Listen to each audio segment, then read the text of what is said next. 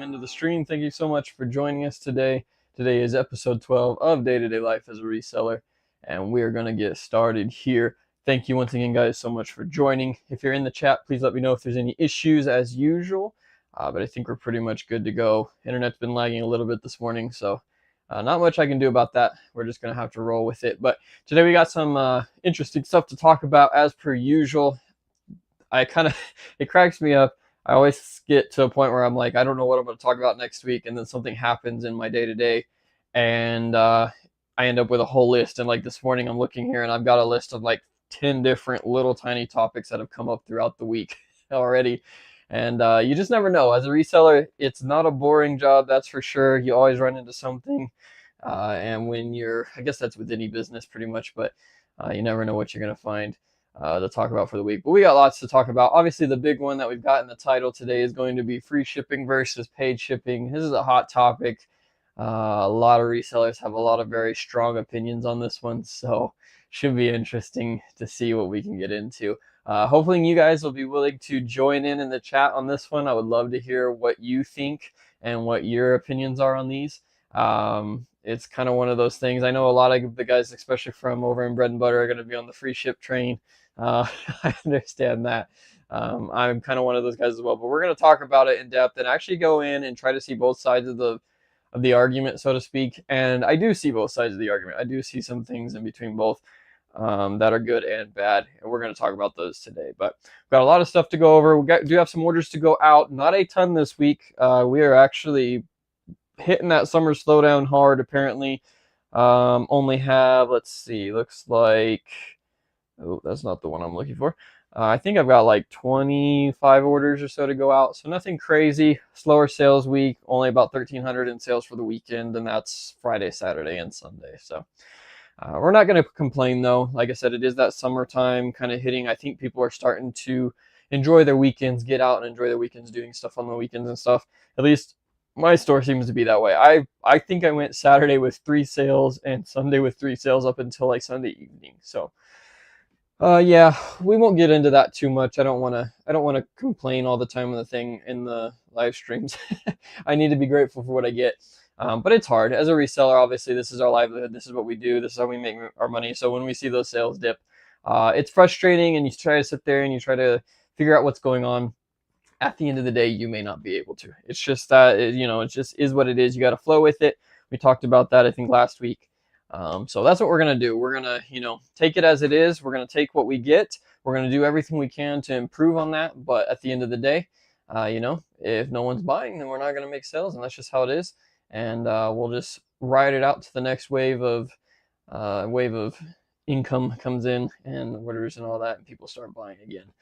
Thank you, Greeny, for joining me. Appreciate it. I've seen a slowdown as well. Yeah, a lot of people are seeing it. There's some people in the group and stuff saying that, oh, theirs is still great, and that's good. I mean, I'm not going to say it's going to be hitting everybody, but it is that time. Like I said, weather's cooling down, or weather's warming up, I guess, for most people.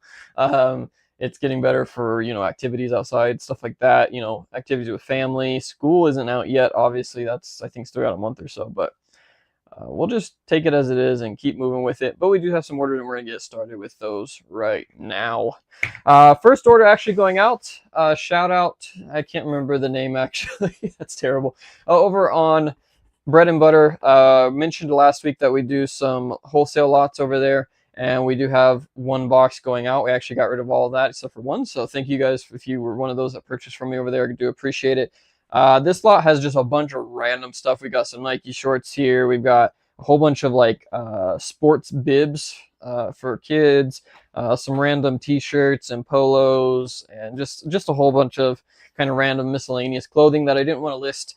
That's the whole reason I sell these. Everybody asked me, several people were like, oh, why are you selling them? You couldn't sell them or something. No, these are things that I've never even listed. I don't like listing clothes, especially if I have to take photos of it. So, but this box lot is going out today for, like I said, I apologize. I can't remember the name of the person that bought it from me over there, or the username, but we do appreciate it. And we'll set that to the side as we go. What's going on though, guys? How's your weekend been? How's your week been? I guess haven't talked to you for a week. What's up in the reselling space for all of you? My week actually went good. My weekend was slow. My week picked up, and then the weekend slowed back down again. But like I said, it wasn't too bad. We actually got a lot of listings done. I completely listed everything that I needed to get done. I don't have anything to list, actually. I think I have a few odds and ends of random stuff that I have kind of at my death pile. We'll get those listed eventually, probably this week. But I'm actually out of inventory to list, which is kind of a good thing. We're getting ready to go on vacation next week, so it's not a bad thing to not have a ton of inventory. Obviously, when I get back, I'll be looking for work, but it's not too bad. I'm glad to be able to get caught up and kind of start on a clean, fresh slate, so to speak, whenever we get back into it, coming back from vacation. But we did get a lot of that done, which is cool, so can't complain there. When it comes to productivity, sometimes I struggle with that. Sometimes, if you work at home even, it's hard sometimes to get motivated when you don't have to actually get up and go. And it's no different here. I struggle with it sometimes. So I had a wasted day this week that I just felt like I didn't get anything done. The power went out on me and everything, so it was kind of rough. But the next day we ended up working all day long to make up for that, and it worked out in the end. All right, next order up, we've got some Converse shoes that we picked up from a Kohl's clearance event. These were $36 in store, so half off of that. So what's that, 15, 17, 15, 18. $18 plus tax, so about $19.50, $20, something like that in these. And we did sell them for $54.99. These are just a standard low top. These were kind of just a one-off that we found. We didn't get too many of these. Actually, I think I got another color, but I didn't find any more throughout all the stores. So that's what's kind of nice. You can still find these. I like to find more than just one pair of a certain style, but it makes listing a little bit better, but not too bad. And like I said, we did a decent profit, 20 into 55. These are just a low top, as you can see here, pink basic kind of looking Converse shoe. Going out, let's see, where's this one going to? Danielle in Jacksonville. All right. One thing nice about these low tops from Converse is they slide into a priority mailbox really nice and easy. So that's really cool. Free boxes, you can't beat it, and they're always going to be over £1 anyway, so most of the time it's only like $1 or more anyways to ship priority, so you get the box with it. And most of the time, like I said, I've seen most of the priority mail being like 50-60 cents on these lower weights. Greeny says, having your live stream every Monday morning helps me get into my groove quickly on a Monday, so thank you. Awesome, Greeny, appreciate it. I'm not gonna lie, it doesn't help me. It does actually. It helps me get up and get going for the week. Obviously, from a weekend, staying up late, hanging out with family or my wife or whatever. I would love to lay in bed till 10, 11 o'clock. But these do get me up and out of bed in time, so I do appreciate that. But it kind of feels like it takes me forever to get in the groove. Once I get done with this, I deal with like my customer service stuff and anything else going on. And it just feels like it just takes forever to get back into it. But I enjoy doing them. And it does get my shipping done quick. It gets me kind of on track, and it gets me into a routine for the week, which does help me there. So I'm not complaining. I love doing these. Honestly, guys, if you don't love doing these, this is a lot of work for something. And I enjoy doing it. I enjoy talking with you guys. It sure beats talking to myself. So I do appreciate y'all joining me, and glad to be able to help out in some way, because otherwise, what's the point, right? Oh, goodness. Allergies are getting me a little bit this morning. It's that summertime. I don't know what you call it. All kinds of different things. But anyway, all right. So let's see what else happened this week. I got some good news finally from the post office. Let's see, I'm working on my shipping as well. Sweet. That's got to get that out Mondays for sure. Yeah, so the post office. I don't have many issues with my post office, guys. I'm not going to say I do. They're very good. I have a lot of items get lost in the mail. That's not my local post office fault. But I don't have too many issues with the post office. What's nice about it with being in a small town, as long as you are on their good side, you're good to go. And I've not had any issues with being on the bad side. So that's been super helpful. But the pickup on Monday, I think, or Tuesday, the mail lady that was picking it up, I've talked to you guys about how I have multiple different people. Literally every day I get a different person picking up my mail. And it's not every day of the week, I guess I should say. Monday there's a certain person, Tuesday there's a certain person, so on. But the Tuesday, the lady come up and I carried this stuff out to her. I happened to see her pull up, and she let me know that she's actually going to be the mail carrier for this route now. So basically Monday through Friday, I'll have the same exact carrier. Saturdays, it'll be somebody different. But that is super cool because now I can let her know, like I already let her, she already told me that she'd bring my mail to my door instead of leaving it in our P.O. boxes out by the road. So super nice to be able to, like, she's going to do that since she's already coming. I told her if there's ever anything I can do to help out. And I also told her, you know, if you don't see them out by the door, then, you know, there's none to go out. So super nice to actually have somebody, and that way I can also, if I need to, get in contact with them and stuff like that. They're not technically supposed to do that, but small town again, they don't mind too much. So that's super nice. Gonna be super helpful, and she said that she'll most generally be around the same time, which she said about 10 o'clock. I told her later as possible is better for me, but for the most part she said it'll probably be about 10, 11 o'clock. So that gives me an idea to know when I have to have my packages ready and kind of get them shipped out. So super cool there, and is going to be very, very helpful coming up because, like I said, you just never know. Sometimes when you're getting a different mail carrier every single day, who's going to be there, what's going to happen, it just doesn't always work out, but can't complain. So happy to see that. Sorry, I'm a little distracted, guys. Next up on the sales list, we have these lacrosse, I don't know how to pronounce that name, but these are just like a river boot or a water boot, I guess you could say. What are they called? Geez, wader, kind of like a wader boot. There we go.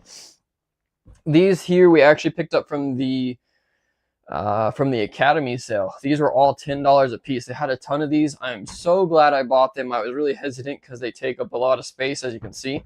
But I was like, for $10, I can't beat it. So I did buy them, and they are already selling pretty well, and we're selling for really good profit. Let me find a box for these because I did not think this far ahead.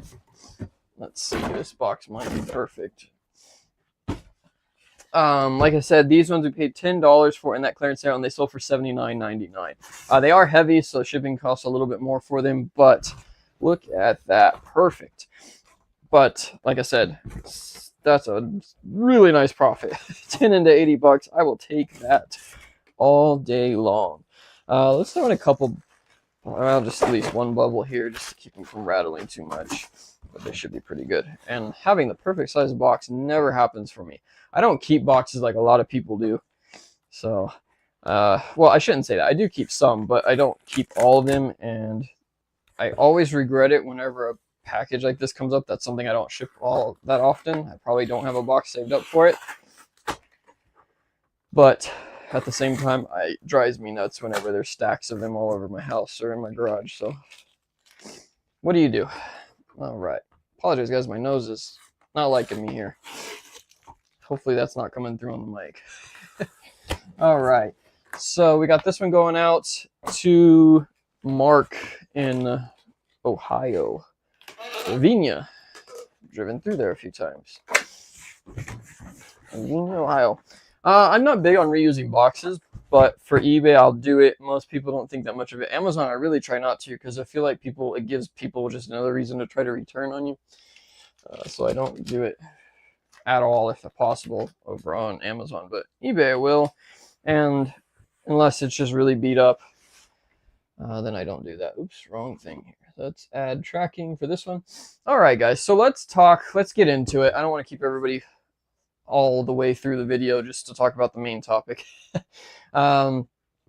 Free shipping versus paid shipping, guys. This isn't a huge topic. It's not going to take us a bunch of time, but I do want to cover it, and I do want to kind of talk about the differences and try to see both sides of the argument, because I'm not going to say one is superior. Free shipping.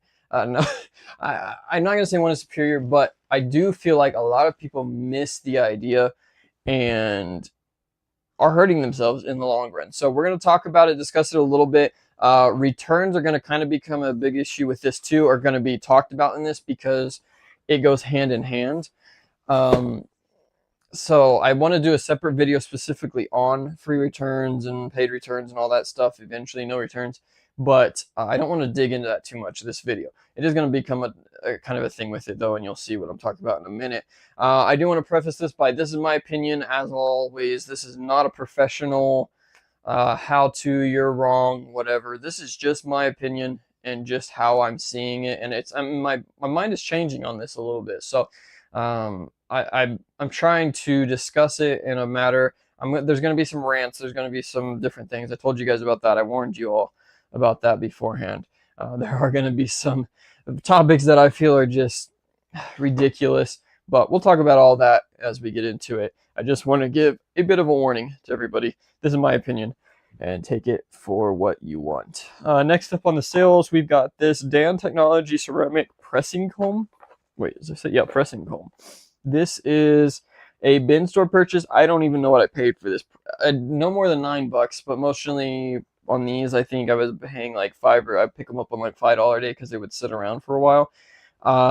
This was sold for $21.99. So I really hope I didn't pay $10 for it. If I did, I didn't make much money on it. Let's see, what box can we ship that in? You know what? We're gonna cheat a little bit on that one. I think we're just gonna poly that because I don't feel like I need to package it too much. All right, we're gonna poly this one. We're gonna cheat a little bit, guys, and just poly this. It'll be fine. It's not gonna hurt it. But we did sell that, like I said, for $22. Took forever to sell. I've had this for a long time. I haven't been to a bin store in a while, let alone sourcing from one. So we've been holding on to that one for a minute. Going out to Erlaney, something like that, in Philadelphia. All right.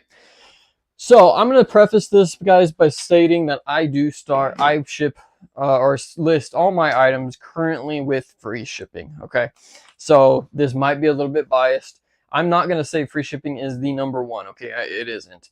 Well, I guess I can't say that. I feel like it is the way for me, but it's not going to be for everybody. And I'm going to try to cover all these different facets. I would love though, guys, if you have a different opinion or anything like that, let me know in the comment box. Let me know in the chat.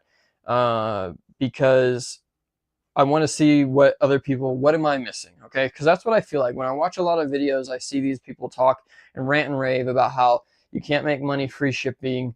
You can't do this, you can't do that. And I'm sitting there like, how are they missing this? So I want to know if I'm just missing the bucket completely and there are advantages that I haven't talked about, or that I'm not, bringing up before I just go off on this thing, as far as that goes. Now, I'm going to tell you right now that free shipping is what I use. I sell mostly new items. I sell stuff that has a market already on it. I'm not selling rare items. I'm not selling anything like that. Okay. So I do feel like there's some categories like that that will be a little more specific and might have an advantage to the shipping charges. But we'll dig into that as we get to them. I offer free shipping, guys. I always have for a long time, at least. I always offer free shipping. And one of the things with that is I understand with new sellers and stuff like that, it is very hard because you don't know how much shipping is going to cost. Once you've been doing this for a few months, especially once you get orders coming quite often, you're going to start recognizing how much it's going to cost you to ship something. For instance, this hat, I know it's not going to cost me any more than $8. $8 would be the max if it's going the furthest. Most likely it's going to be $5 or $6. And that's through, USPS Ground Advantage. I've shipped so many of them, I just know that's what it's going to be. And you learn that stuff. So in the beginning, I understand where a lot of people come across, well, I don't want to lose money because I don't know what shipping is. I want to use calculated. I get that. There's no debate on that. And honestly, I wouldn't even have an issue with it. Not that I have an issue with it anyways, but I understand that from a new selling standpoint before you figure it out, because you don't want to be buying stuff and charging you $5 for shipping when it's going to cost you $20. So I want to preface with, I do understand that. But once you've been doing this a while, you begin to recognize how much stuff is going to cost you to ship. And I'm not going to say I can sit here and tell you identical, I'm not going to be able to quote you the exact price, but there are very few things that I ship that I don't know what it's going to cost me, or at least a close estimate to what it's going to cost me. I always take worst case scenario. So for me, that's like shipping up to like New York or Maine or something like that. That would be kind of the furthest distance away from me. And I know, to kind of expect that. And once you calculate that in, it's really easy. Now, a lot of people like I said, this is a little bit of a rant portion for me, but a lot of people say you can't make money with free shipping, and I don't understand that idea, okay? Because I'm sorry, I don't want to sound rude, but if you feel that you can't make money with free shipping or using free shipping, something's wrong with how you're doing your business model, okay? Uh, us in bread and butter, and those of us that have been in the group, we talk about this quite a bit, and we always see shipping and the item's price as a total price. For instance, this hat that we sold, we kind of showed it to you guys. This is those Fox racing hats. The market on these right now is $30. Okay, they're gonna sell for $30. Whether you charge $20 and $10 shipping, or you charge $30 for $3 shipping, or $3 free shipping, it's going to sell for $30. You're not going to be able to get more by taking this and charging $30 and $10 shipping. Nobody's going to buy that item from you if they have the option for free shipping. They're looking at the total price. If you look at your items like that, there's no reason why you can't offer free shipping. Okay. Now, the disadvantage to this is going to be with you offer returns. And that's where a lot of people that, especially those of us that don't offer returns, it never comes to our minds. Okay. So for us that don't offer returns, why would I charge for shipping? I'm going to have to pay shipping anyways. The customer sees free shipping. They see an exact price. They don't have to do the math. It's right there in front of their face. To us, that's why we offer it, because that is an easy buy for the customer. If they're sitting there, oh, $7 plus 13 or plus $23 is $30. They still might buy it from it if it has a better photo or something like that. But the majority of buyers aren't going to buy that item, or not going to choose to pay the shipping over the free shipping one. At the end of the day, free shipping just looks better. Everybody loves free, even though nothing is free in life, and we're just building it into the price. That's how people see it. Which tangent do I want to go on first? That's how I want to be nice, okay? But people need to understand that. Now, if you offer returns, okay, there is the advantage to charging shipping. For instance, this hat. Again, we'll pick up another hat so we can set it to the side. This hat, okay? Again, sold it for $30. If they pay $20 plus $10 shipping, or they pay $30 free shipping, it's the same price. If you offer returns on your item and you charge the shipping charge, say the $10, then if that customer returns the item, they don't get, you can choose not to offer them the $10 shipping back. Okay, I understand that part of it. So if you are offering returns, then there may be a good reason to charge a shipping fee, even though it's the same price and everything like that. But eBay doesn't require you to give that money back on most returns. You have the option to. That makes sense, okay? So if I ship this out and say it costs me $5, and it's not going to, but say it costs me $5 to ship it out, then if the customer returns it, then I only have to give them $25 back, okay? So if you're offering returns, then it may not be a bad idea to offer or to charge a shipping charge instead of offering free shipping. What I would warn you about, and this is just for me shopping, okay, is don't sit there and try to take advantage of a customer of it, okay? Don't charge $10 for the hat and $20 shipping. Nobody is going to buy your item if you have $20 shipping on a hat. They know it doesn't cost $20 for shipping. There's no, to them, why are you charging shipping so much? They're going to contact you and say like, hey, it's only going to cost you $5. Can you refund me the $15? You can't take advantage of that. I mean, you can try, and I'm sure you can get a sale or two, but you're not going to get a consistent amount of sales. It's not a good business practice. If you offer this item for $25 plus $5 shipping, then that's going to be attractive to a buyer. Is it going to be more attractive than a free shipping offer? I don't know. That's where it comes into play, and that's where I will get into this in a second, but there's an attractiveness and a draw to somebody not having to pay for shipping. They don't see the back end. Most people that buy don't see the refund option and the return cost and all that stuff, okay?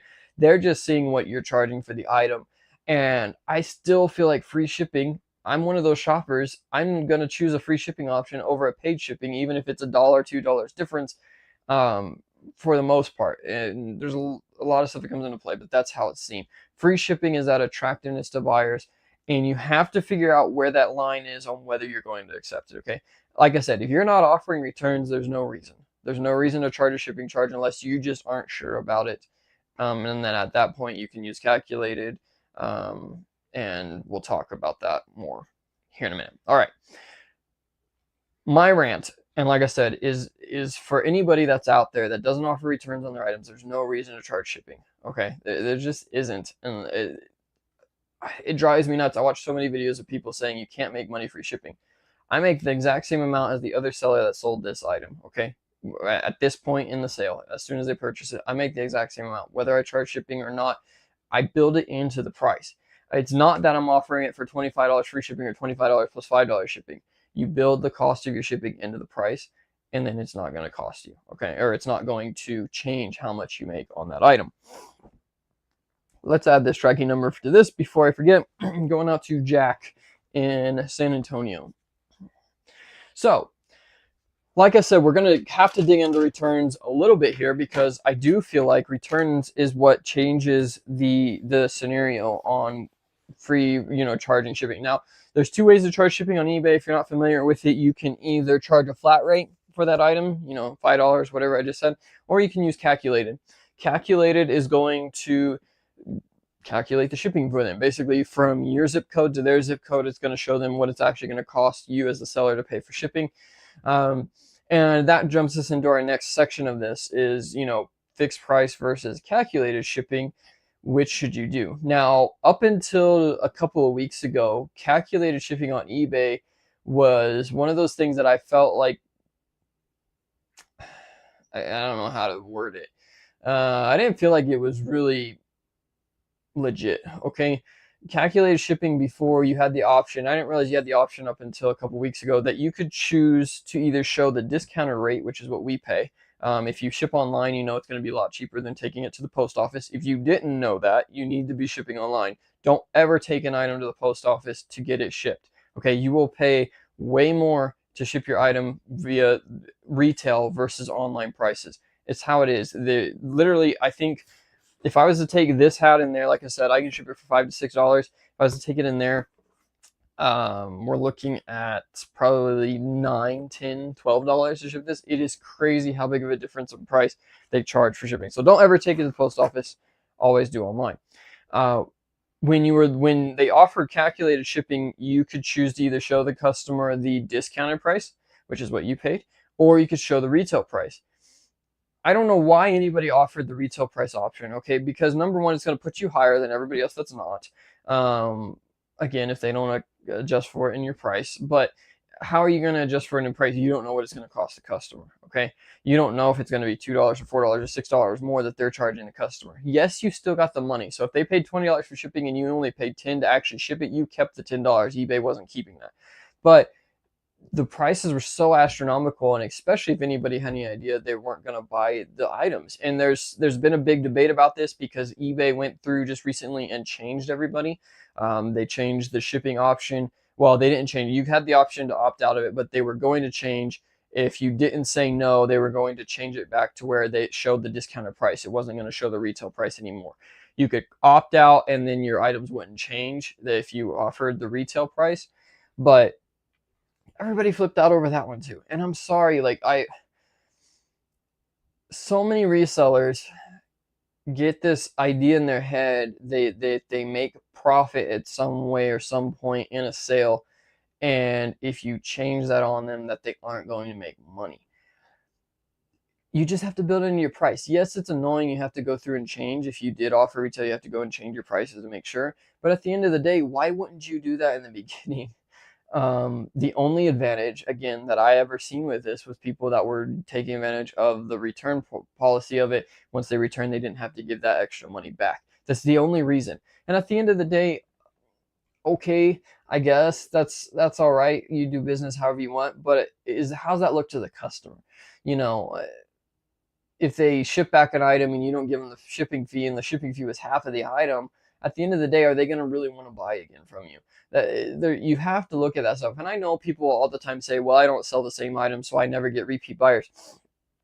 You may not get that repeat buyer, but if that buyer has a bad taste in their mouth from that particular sale, they bought an item, they paid $30 for it, they want to return it, they get the item, they ship the item back to you and only get $15 because you had $15 shipping charge on it.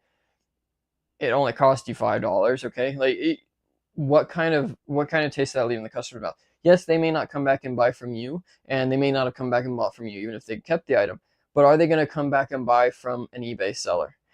What people fail to realize is what they do on eBay is going to affect other sellers, and what other sellers do is going to affect you. If a buyer has a bad taste in their mouth from eBay, they're not going to come back and buy from eBay. They're going to go to Amazon. They're going to go and look for it themselves or whatever. It's just like if you go to Walmart and someone disrespects you, one of the employees disrespects you, or argues with you or assaults you, whatever. Like if you have a super bad experience in Walmart, you're not going to want to go back to Walmart. It doesn't mean you're not going to buy the cookies that you bought or the clothing that you bought. It means you're not going to buy anything from them, and it's going to affect all those other retailers or all those other people's items that are selling in Walmart. I know that's not exactly how that works, but you have to look at it as that. And I feel like that's what resellers don't understand is everybody, I get it. A lot of resellers say, block this person, block that person. I don't have a problem with blocking if you have a really bad customer at the end of the day. But if any of it is on your side, whether or not it gets decided in your favor or not on eBay, if it's against you and that buyer doesn't come back, all we're doing is hurting oh, let's see here. I think we're back. All right. Sorry about that, guys. Still working on that. I don't know what's going on. I think that's my internet, unfortunately, and I don't have much of a choice with that. So I just want people to understand that, I get, you got to make your money however you got to make your money, but just always remember that you're affecting the platform as far as if a buyer comes back to buy on that platform. And I know it doesn't directly impact you, but it's just like anything else. If you don't pay your taxes and everybody else doesn't pay their taxes, then the government's going to find another way to get their money, okay? It's kind of that same strategy, that same scenario that happens.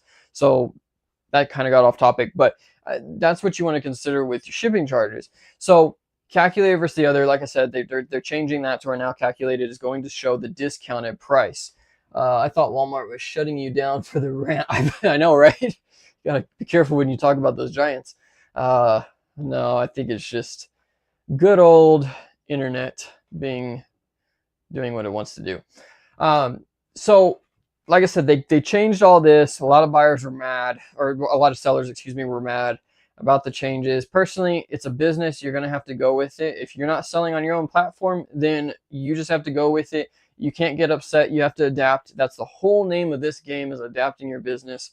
And I want to cover something we're going to be adapting here in the future and here once we get done with this topic, but it's part of it. It's just how this business goes. You have to adapt, you have to change up. And at the end of the day, if a platform doesn't want to show, they're trying to keep customers for you. That's their whole thing, is they were changing that shipping option for most people because they wanted to offer the customer the best price on shipping. A lot of people have an opinion on that. I don't see eBay advantaging from it, okay? There's no advantage to eBay doing it. They're not making more money with this change. They're not doing anything like that. They're doing it to try to keep and maintain buyers for you, okay? Is a reseller, the whole reason we pay eBay fees is for them to market our items, to get buyers to our items. That's what we pay eBay fees for. That's why I don't mind paying eBay fees, because at the end of the day, they're doing all the marketing for me. If you've ever tried to sell anything on any other, like your own website or Facebook, not marketplace, but like your Facebook shop or whatever that people can come in and buy from, any of that, if you're buying from them through those areas, then you have to do the marketing. You have to pay for advertising. You have to get the items out there in front of the customers somehow. eBay's doing all that for you. So I don't mind paying eBay fees. I will pay. I don't want them to necessarily raise the percentage, but at the same time, I don't mind paying $1,000 in eBay fees a month, because that means I sold, at 15 or, say $1,500. That means I sold, $100,000 worth of items, or $10,000 worth of items, 10,000. I don't mind that. And so when people look at these changes that eBay makes, if they're not making any more money for it, they're doing it to attract more buyers. That's only going to help us in the end. And at the end of the day, whether you like it or not, whether it costs you a little bit of extra time to go through and revise your items, I don't see an issue. Like I said, most common sellers or sellers that sell often, it's not going to even matter, because most of us don't use calculated shipping. It's always a little off anyways, or can be off quite a bit. So it's better off to charge a flat rate or free shipping. And I recommend that anyways. If you are going to charge shipping because you do offer returns or because you do any of these things that we've been talking about, I would always choose a flat rate. And it doesn't have to be a flat rate for every single item, but you know, all your hats charge $5, all your shoes charge 10, whatever it is. Set up a flat rate. That way you know it is there.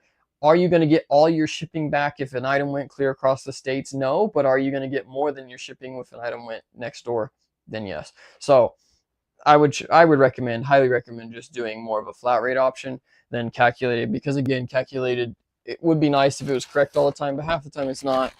It's off anyways by a couple bucks. So at the end of the day, it looks better. And for a buyer, it just is more attractive to see that price. Now, a lot of people want to say that calculated shipping is better because the person next door, if the person next door to me looks and buys an item, they're going to see a $5 shipping charge. If a person looks, you know, from Maine, like I was talking about, my furthest distance away, then they're going to see a $15 shipping charge. Obviously, if the person next door looks at my item, they're going to see the cheapest price. I'm going to have the cheapest price with shipping plus the item price compared to somebody that's in Maine trying to sell it to them. I get that, but at the end of the day, how many of those situations are going to change the price more than $1 or $2?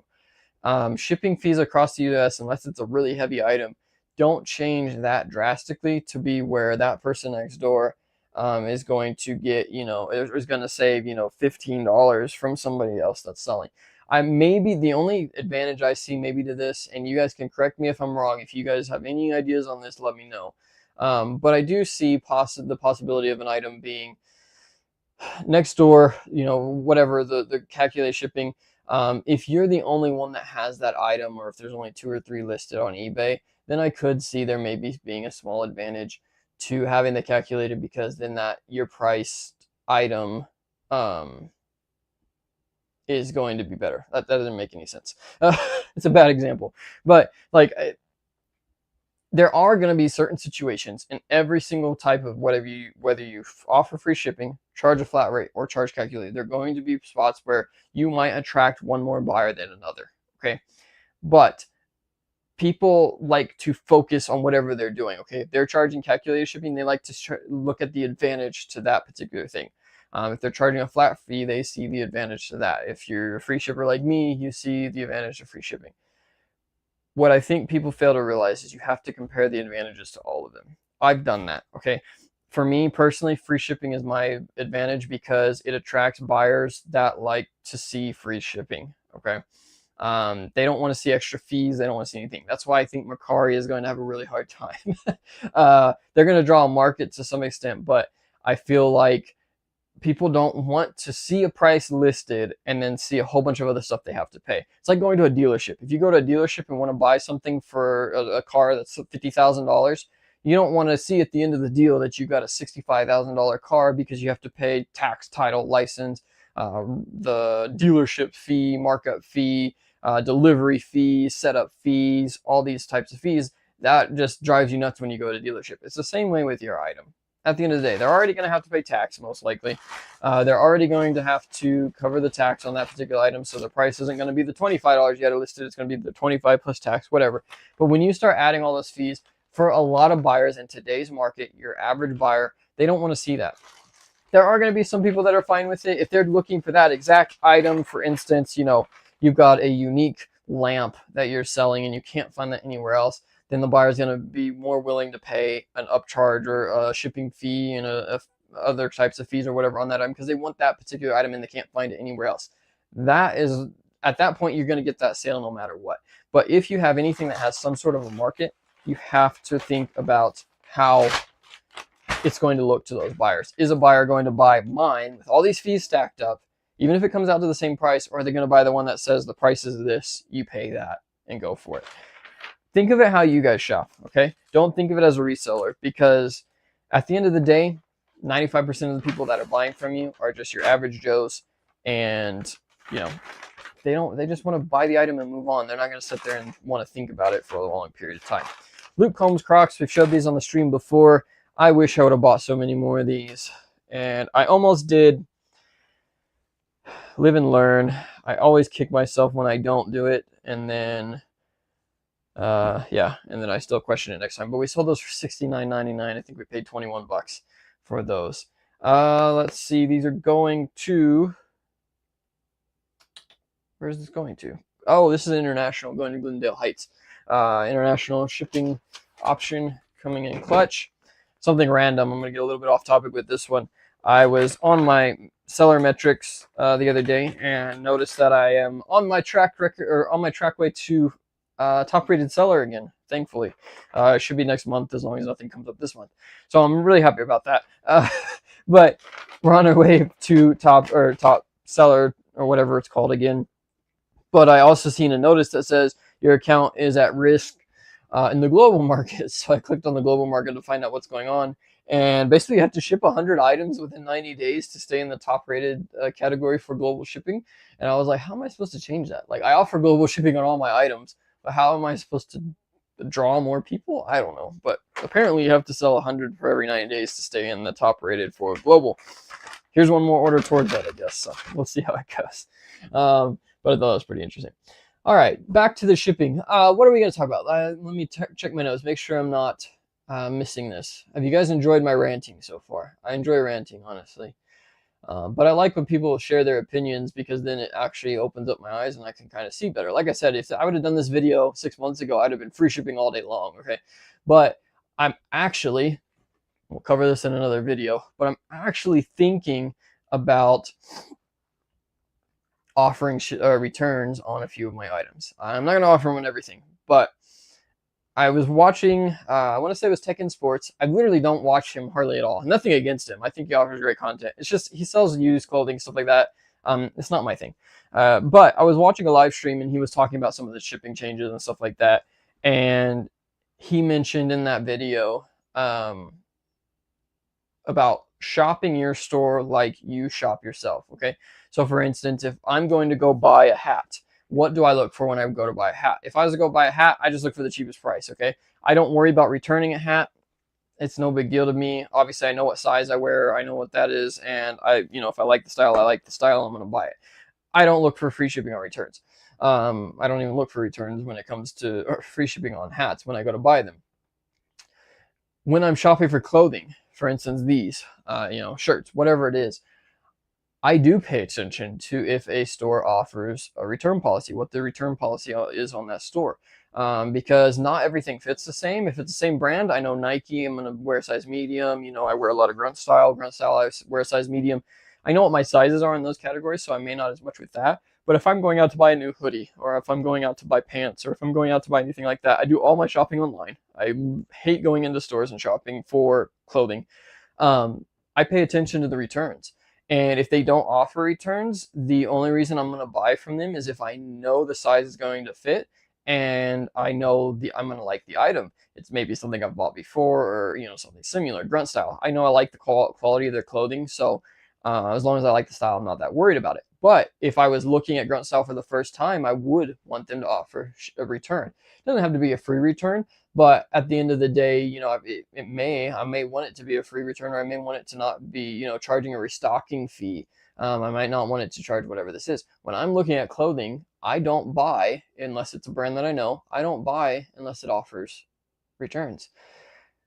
A lot of sellers, and again, if you're from bread and butter, a lot of the people over there, including myself, always say, don't accept returns.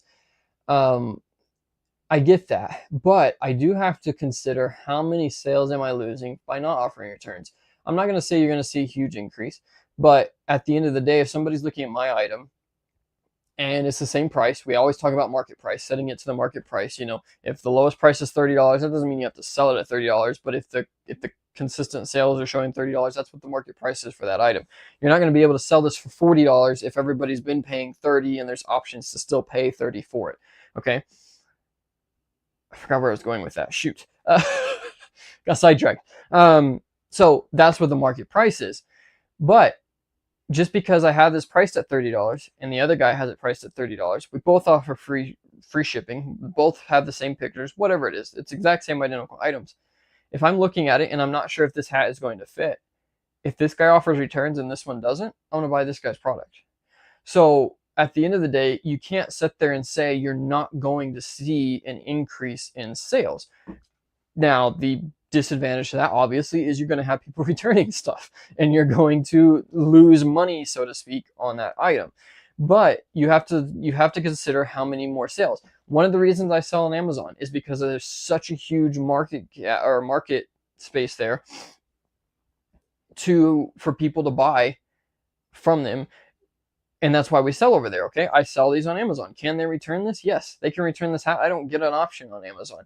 But I sell over there because I get so many more sales that it offsets the returns. Yes, I may cost me $5 in return shipping plus the $5, so $10. If I get those return, it's going to cost me that. But I might sell 100 of these versus selling 10 of them on eBay.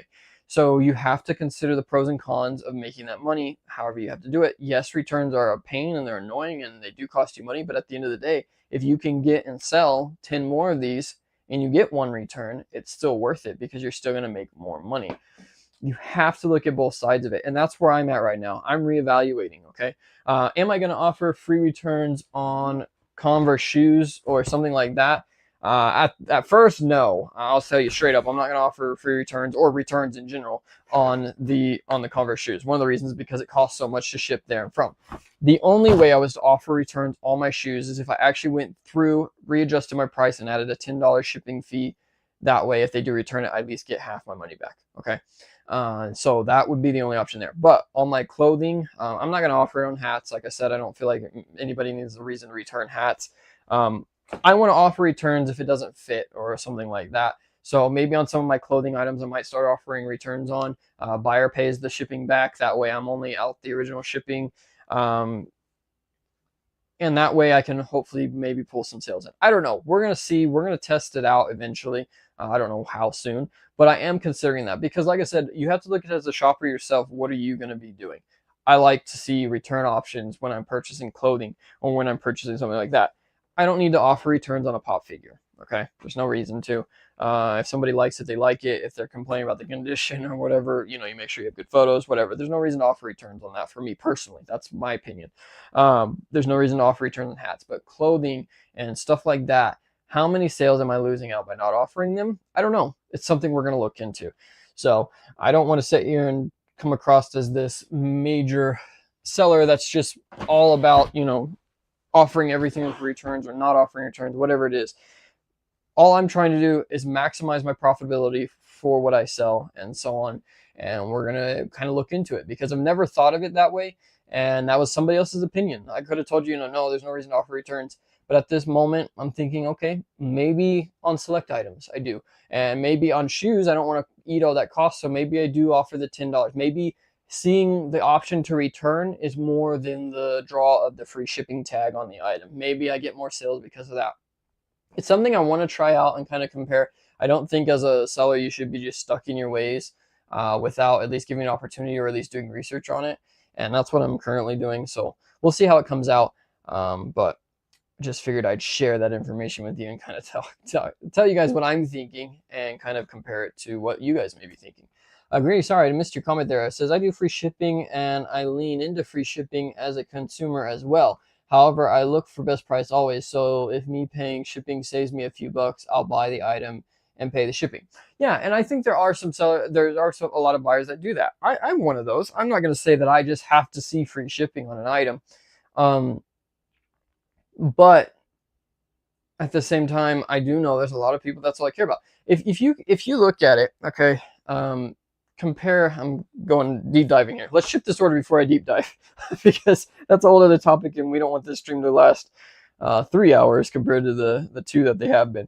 Next order, we actually sold 2 of these. I've got the video coming out on this, guys. I've been doing some editing on this. It's taking me forever. I don't know how you guys that do these all the time, do videos all the time. I'm either too picky or I'm just super slow. I don't know. But we've got the video of where we picked these from. These are the Trouts baseball cleats, metal. We bought these from Burlington a couple weeks ago. Like I said, we got a sourcing video coming for that. We actually sold 2 pair to the same person, size 10 and size 12. So I don't know. We sold them for $54.99 and we paid, shoot, I think I removed the tags on these already. What did we pay for these guys? I think we paid $20. $19.99. I hope I didn't pay $25 because otherwise we didn't get it. This is part of that bulk deal that we were talking about, buying cleats, or not bulk deal, buying a bunch of cleats and stuff like that to help us through the summer slowdown. I think I talked about that in the summer slowdown video. And they are selling. They're not selling as fast as I wanted them to, but they are selling. We did sell them for $55.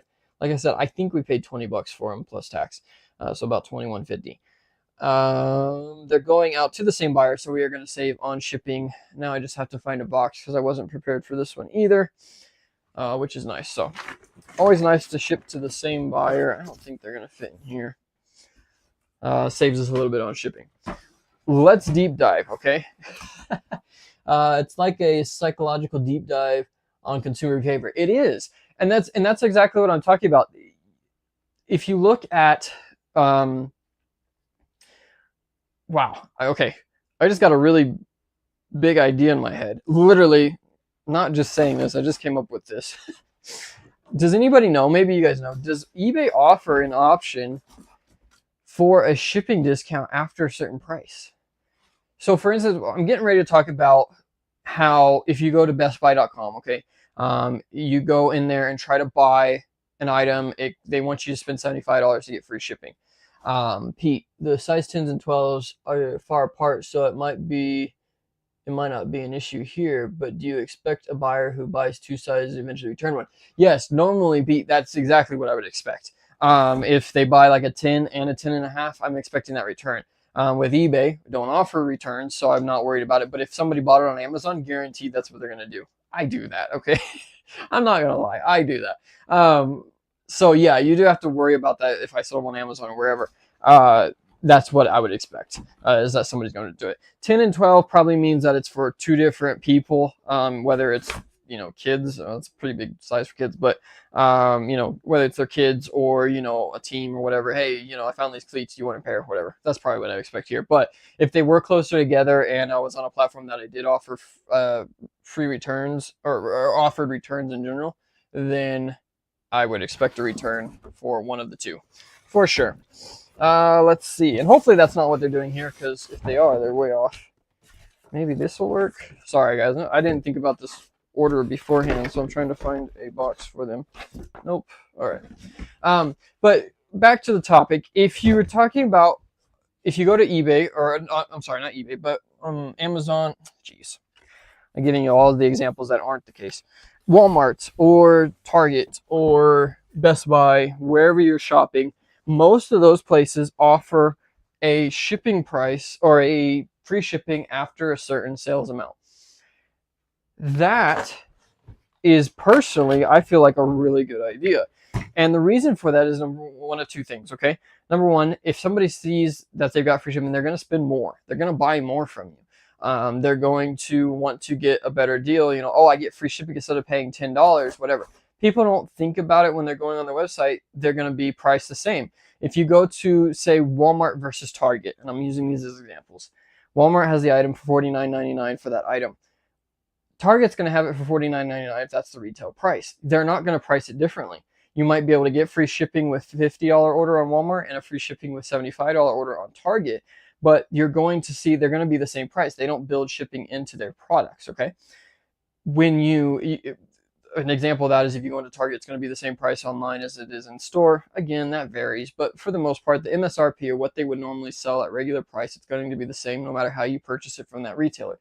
Shipping for them is a cost of doing business online, and they look at it that way. So that's why whenever they offer $75 or more, you get free shipping, then it's because it offsets it across multiple products, and it's just a buy price or a cost of sell price. I don't know. It costs them, okay? When you look at buying from them, though, if you've got a $50 item, you add it to cart, I need to spend $15 to get free shipping, I would say half, if not more than that, of people, I don't have numbers on this, but are going to go look for something else to buy. And that's how it boosts sales for them. They could offer free shipping on the items probably if they wanted to, but why not entice the customer with spending more money with you? You don't look at that and say, very rarely do you look at paying for shipping. Nobody wants to pay for shipping on bestbuy.com, because at the end of the day, they're going to be able to probably find it somewhere else for free shipping and get the same price. eBay is the only place that you go and look at, I guess you could say, multiple of the same items and, get the option to pay shipping or not pay shipping and it still be the same price. Everywhere else at consumer shops, they can get free shipping if they spend a certain amount of money or not. I mean, Walmart, like I said, if you got Walmart Plus, you don't pay shipping for any order. If you go through a different websites, they have different programs. There's all kinds of options out there. But from a direct consumer standpoint, you don't have to worry about paying shipping when you buy from any of these places, as long as you spend a certain amount of money. And I feel like people forget that. I feel like people think that people that shop on eBay only shop on eBay. And so you're going to lose out if you don't offer, offer that lowest price or whatever, or offer the cost of shipping and all that. There's just so much that goes into it. I'm rambling right now, and I'm not even making sense to myself, so I'm not making sense to you guys. So we're probably going to call it there. But there's just so many opportunities out there. Everybody gets dead set on, free shipping versus charge, and I feel like we're doing ourselves a disservice by doing that. We should probably look into it and see if there is other opportunities for us to make more money, make more sales by checking out these other avenues. That's what I'm here to say. I think I covered that. Anybody else have an opinion on this stuff? Pete, I know you like free shipping. You told me the other day, order everything off Amazon. No, what as a consumer, you have to consider that, and as a seller, what do you consider to be a requirement for you to buy from somebody? Do you look at it differently compared to maybe your family who doesn't resell? Do you look at it differently that way? I would challenge you guys, ask other people. Ask your family or friends or whatever, just out of curiosity. Be like, hey, do you buy anything if they charge a shipping fee? Just to see what they say and kind of get an advantage, because I used to be one of those people that was dead set, but then when I started thinking about it as a consumer, how I would think about it and how I would look at things, I had to question myself and really wonder, maybe I'm wrong. I do that. Maybe that's how, how am I taking full advantage of what I have available to me and offering what the best for, the customer? Because at the end of the day, whether we would like to admit it or not, we like to talk about customers in a bad light. They're paying whatever, but at the end of the day, they're the ones that are paying and buying our items. If we don't have customers, we don't have, income. So what are we going to do? Pete says, I do fall for the trap of spend $15 on something I don't need versus paying $5 in shipping to get free shipping. I'm the exact same way. If I go to a website and they offer free shipping, I'm going to go buy a $10. I would rather spend $10 on an item I might need or might care about versus spending $5 on shipping. Because I think everybody does this. If you look at it, okay, you need to spend $10 more to get that shipping gap. Oh, and they charge $10, okay? Oh, I can get $10 off this. Basically, I'm going to get $10 off this next item that I buy if I add it, because I'm not paying shipping. You see it as a discount. It's not a discount. You were going to pay the fee anyway. It's not really a discount unless you just needed that item, but you do get that cost off of it, and it looks like a discount to you, and it feels like a discount to you. So something to consider. I think I've ranted enough, guys. I'm sure you guys agree. But I just feel like it's one of those things that all resellers have very opinionated opinions on a lot of these topics. I do myself on some of them. And at the end of the day, we really do need to look and see what opportunities we might be missing. Am I going to sit here and say that offering returns is the way to go and charging shipping is the way to go? No. But it is something that I'm going to look into, and something that if it helps me improve my sales, why would I not do it? No, I may not like it, may not, agree with it, but if I can take a month and see an increase in sales on a certain topic, or not topic, but a certain category that are offered returns on, and I'm not seeing a giant increase in returns or whatever, because people return stuff, guys. People know how to get around the eBay policy. I'm not saying everybody does, but they know how to get around it. If they buy this hat and I don't offer returns, they're going to say, oh, it wasn't as described, it was a mesh instead of a regular, whatever. They're going to find a reason to get the return pushed through as an item not as described, and you're going to take the return. Not everybody's that smart, but a lot of them are. So at the end of the day, if they really want to return it, they can. They just have to know how, and more people are starting to figure that out. All right. got that order out. Let's see. I'm here every Monday for the rant. Rant away. Thanks, man. I feel like as resellers, it's hard because we don't get to talk about this stuff a lot to other people. Obviously, if you don't resell, they don't care. But I feel like that's one of the things about having a community that you can talk to, or other reseller friends, or like I said, I do this on here with you guys because I enjoyed discussing it with you all. It helps a lot because a lot of the stuff you just kind of sit there and think about, and you never get to voice it. You never get to get another opinion on it. And who knows? You might be wrong. You never know. All right, let's move on to the next item here for shipping. This is, let's see, these New Balance. Which one? Here we go. Sold these New Balance. Picked these up for $41.99 on the close clearance event. Sold them for $69.99. Full retail on these guys. These are the all black ones. If you guys ever see these, they sell. These ones took a minute to sell, but I sold, I think, 90% of them. I think I only have 1 or 2 pairs left. Hey, how's it going, Arnold? Thank you for joining. Appreciate it. You just missed my crazy rant. No, ranting on free shipping versus charge shipping and returns and all that good stuff. Yeah, we sold these, like I said, all black. These are great work shoes, guys. This is pretty much why people buy these. And they sell very fast, and we get full retail for them. So if you ever come across a good deal on all black or all white, even a lot of New Balance sell really well. But if you ever come across good deals on them, especially the all black and all white, they get used for work shoes as well, and people buy them up. So definitely worth it if you can get them for the right price. Like I said, we sold these ones for $69.99, going out to Thomas in Modesto, California. All right, we're gonna use shipping. I got a stack of shipping boxes over here that I need to get out, so we're gonna throw these in this one just to get it out of my sight. All right, no worries, we'll rewatch. Thanks, Art. I appreciate it. I think a lot of you guys rewatch. I do appreciate that. We've been doing good. Our videos have been getting about 100 reviews by the time, or 100 views by the time we get back on Mondays. So 100 views over the week. Would love to see more, obviously. As a creator, it's not that I just want to have more people following and stuff like that, but I spend a lot of time on these projects. This takes 2-3 hours of my day at least. Actually takes about 3 because of setting it up and stuff. So it's awesome for you. I appreciate all your guys' support. We want to keep growing it to make it worthwhile. And the more people we get in here, the more opinions we can get and good conversations we can get going in the live chat and so on. But don't be afraid. Don't hesitate to leave comments on the video if you're rewatching this. Would love to know how many of you guys rewatch the whole thing. Obviously, that would be cool. I don't think anybody does. It's a lot of info. And unless you're just sitting down doing something else, to actually sit and watch it is not even, really an option for most people. I wouldn't sit there and watch 2 hours of this just straight up watching it. It would be something I'd play in the background or whatever. So I understand that. And I think, we're going to be focusing a little bit more on some more actual content. We actually do have that new video, guys. I know I keep promising it out, but I actually spent 2 whole days this weekend just editing the Burlington video. I'm really slow at editing. I'm getting back into it, so it takes me a long time.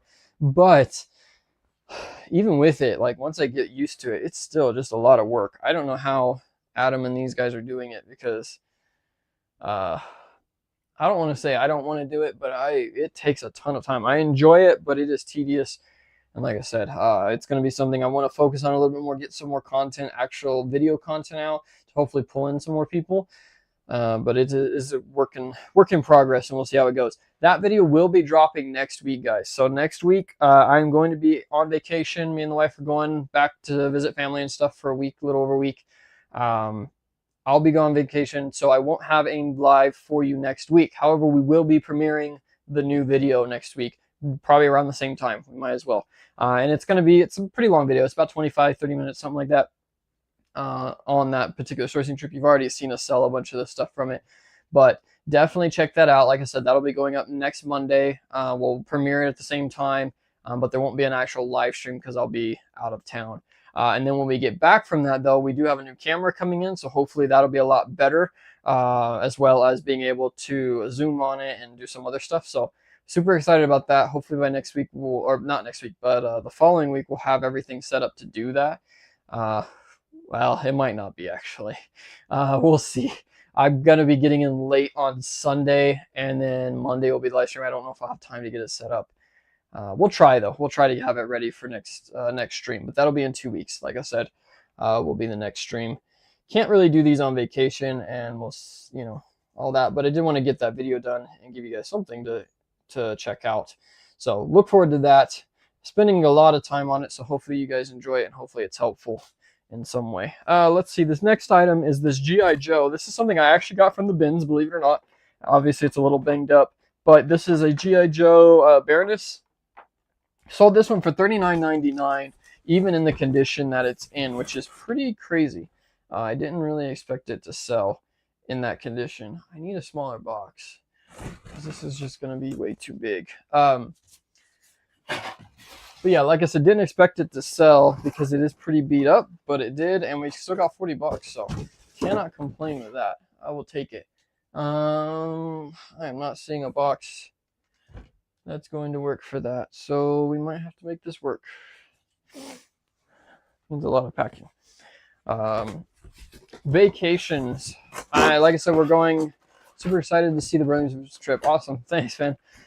It was pretty good. I didn't find like a ton of crazy stuff, but we did find a few, and was able to get some decent in-store footage this time. So hopefully you guys enjoy it. The audio is a little messed up, but we just got to deal with it. Let's get this one wrapped up. Actually, we want to make sure this one gets protected really well. Obviously, this is a collector piece, even though the box is pretty beat up as it is. We still want to make sure it gets there safe and sound. So we're going to use some bubble mailers, some bubble wrap, as well as obviously something else, because this box is way bigger. We're gonna have to use some pads or something like that. Yeah, we're going on vacation next week. When I say vacation, like I said, we're just leaving town for a little bit, hanging out with the family and stuff. Don't have any big plans, but we are going to be putting the store on vacation mode. And I hate doing that because I feel like it really affects sales. I don't have anything to back this up, but I feel like it always takes like at least a week, 2 weeks to get the store back up to the speed that it was before after you put it on vacation mode. I really don't understand why eBay does that, and I hope it's just coincidence because if it is on purpose, it really does suck, because it makes you not want to take vacations. I sometimes do that. I don't want to take time off, even though that's one of the main reasons I started this job, is to have that freedom to be able to take time when I need it, or when we have something going on. And it's hard to convince myself that it's worth it, because like I said, I feel like it always takes a bunch of time to get back into the groove of things. So, but at the end of the day, the whole reason, like I said, one of the main reasons I took this job, I started doing this as a full-time job, is because I needed that flexibility to be able to get out and do, things with family, or get the time and space. When I was working retail, you got 2 weeks of vacation a year, and you basically didn't really get much after that. You got a long weekend every now and then. You might get, that, and you got every other weekend off, where I worked, and that was really lucky. That was with Hobby Lobby. Obviously, they're closed on Sundays and stuff. So you always got Sunday, and then every other weekend you got a Saturday, so you got a weekend off. When I was working my other retail job, I worked every single Saturday because I didn't work Sundays. And so the whole reason for taking this was to have the freedom to do some of this stuff, whenever and wherever we wanted to take that time. Now that I'm doing it, I have a really hard time actually taking the time off, because I'm like, oh, it's going to take my eBay store back. I'm not going to get as many sales and so on. But I have to remind myself that, again, why I took the job and why I'm doing this job is because to have that freedom. And so we are going to take, like I said, we are taking a week. Yes, it's probably going to hurt the store. We'll see. We'll be able to talk to you guys about that and see how that goes. I do accept orders over my vacation periods when I set my time away. But that's half the people don't pay attention, even though there's a banner on every single page they go to. Even at checkout, it tells them it's not going to ship for a week or however long you set it up for. They'll still message you, hey, when's my item shipping? But you still get sales, but you don't get as many, obviously. We're going to have listings going up live over the week as well. I've already got those scheduled and ready to go up. So we'll do everything we can. We just won't be shipping orders, basically. And we'll see how well it does over that week. And obviously that Monday stream will be a long one because we'll have all those orders to ship out. We do have to put our Facebook, or not Facebook, our Mercari, Amazon, and whatnot on vacation mode as well. So we'll see that. I don't think, obviously Amazon, you can't accept orders. I don't think Mercari or whatnot offer vacation mode either. I think you have to like not delist but unactivate them or something. So we'll see how that goes. So we'll get orders from eBay, but that'll be it. Not like we're getting any orders from the other ones anyways. I mean, Amazon we do, but Mercari, I still haven't gotten any other sales. I did get one offer this week on a Mercari listing, but nothing else is coming in so far on Mercari, so I'm not sure how that's going to work out.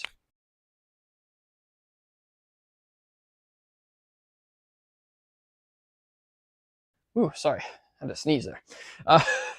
All right, the G.I. Joe is going out to Eric in Midland. Get that one out. As you guys, but like I said, we'll be putting those on vacation modes and seeing how we go. You may have noticed I mentioned Whatnot.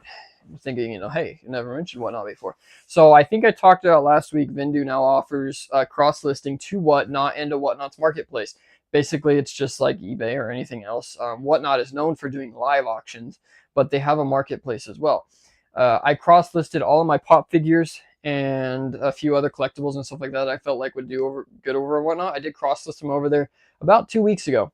Still hadn't received any orders or anything like that up until yesterday. And we did sell this, let's see, White Lantern Sinister, Sinestro, sorry. Pop figure. We did sell it over on Whatnot for $13. They paid shipping and fees. So I actually got more for this item on Whatnot than I would have on Mercari or I'm sorry, not fees, but they did pay shipping. But I got more out of it than I would have if I sold it on eBay. So we did sell it over there. So should you be selling on Whatnot? Just depends on what you sell. And like I said, the only reason I'm doing it is because it's so easy to cross list. I am using Vindu. I am not sponsored by them. I still don't promote them and say that you should be using them. I'm just telling you what I use. I'm still not sure if it's worth it. For me, we just renewed for a second month, and we're going to be cross-listing some more stuff throughout this weekend. We'll probably be doing that on the vacation trip too, just to try to get some more inventory up to see if it's going to be worth it.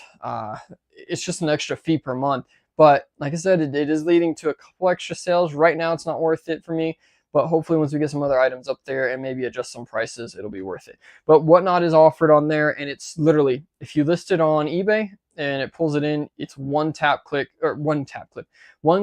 posting to Whatnot. I don't have to change anything. I don't have to do anything like that on Vindu. So I click it, it listed over there. Everything's in there already. So it's really nice.